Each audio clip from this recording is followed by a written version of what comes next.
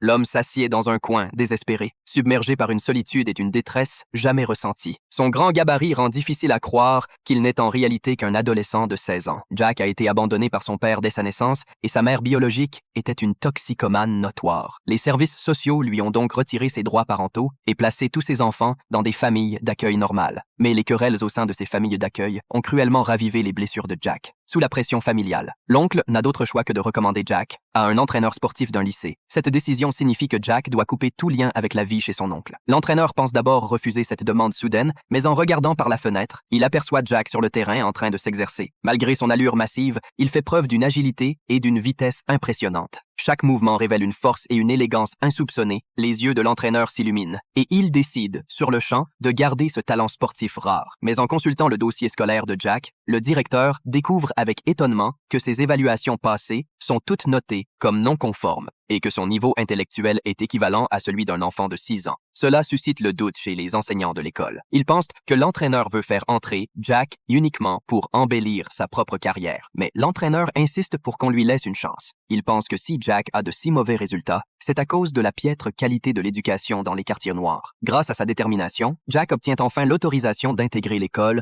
lorsqu'il entre prudemment dans la salle de classe. Sa carrure imposante semble complètement décalée dans cet environnement.